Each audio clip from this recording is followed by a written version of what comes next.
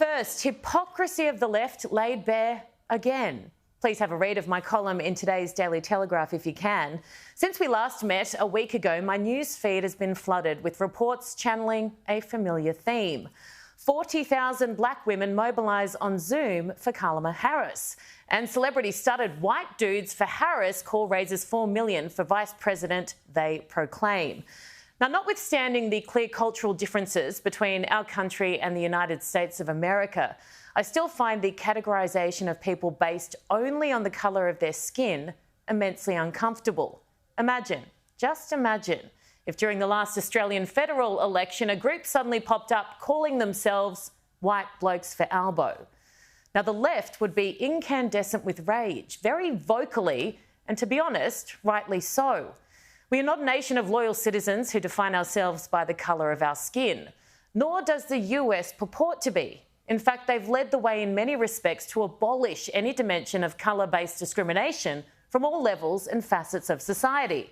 As I say with things like sexuality, the colour of our skin is one of the least interesting things about us. So why, I ask you, when it suits, is the left allowed to segregate by skin colour, but any activity that can be construed as based on somewhat similar notions by anyone who doesn't align politically is considered racist? Now, I understand and acknowledge the need some communities feel to come together and relate to their specific circumstances, celebrate their uniqueness even. And I certainly acknowledge the need in some cases for affirmative policies and strategies to compensate for the damage and inequalities resulting from widespread global historical wrongs. Absolutely. But this isn't that. Kamala Harris was a driving force behind the Black Lives Matter movement, widely criticised by many African Americans themselves, I've got one on tonight, as being disingenuous, money-grabbing and violent. It was, regardless of those perspectives, sold to the world as a fight for equality. So then why are some of its fiercest and most passionate advocates now happy to wave those principles away and segregate? And also, whilst we're here, since when did objectifying women become not only condoned by the left, but celebrated? Megan Thee Stallion, now not to my taste, I'm sure very talented, she's a foul-mouthed American rapper, took to the stage of a Kamala rally to sing the following.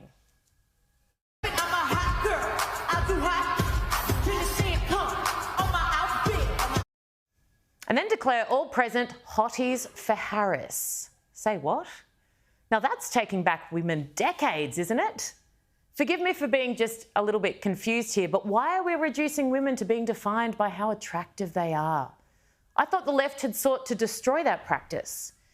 In fact, they get angry and try and cancel anyone who might still drop a dal in the office or, heaven forbid, be careful, lads, open the door for a woman, thereby inferring she's somehow weak or soft or lesser.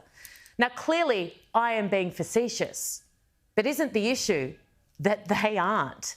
The very groups who demonise men for daring to even compliment a woman are referring to themselves as Hotties for Harris. The hypocrisy is utterly mind-blowing. The icing on the cake, after all of the above, Donald Trump dared question Kamala Harris's background at the National Association of Black Journalists. Have a look. She was always of Indian heritage, and she was only promoting Indian heritage. I didn't know she was black until a number of years ago when she happened to turn black, and now she wants to be known as black. So I don't know, is she Indian or is she black? Now, I hate this stuff, and look, a lot of his opponents took great offence. I couldn't care less what Kamala Harris's background is, but if she is going to embrace and lean into identity politics for her own perceived advantage, then surely questions surrounding race and gender can't be off limits, like you can't have it both ways. Mind you, if I were Kamala, I'd be far more concerned with the focus being on my political performance than my heritage. The Republicans would do well to remember that too. The greatest weapon Kamala's opponents have in this election has nothing at all to do with race, gender or background.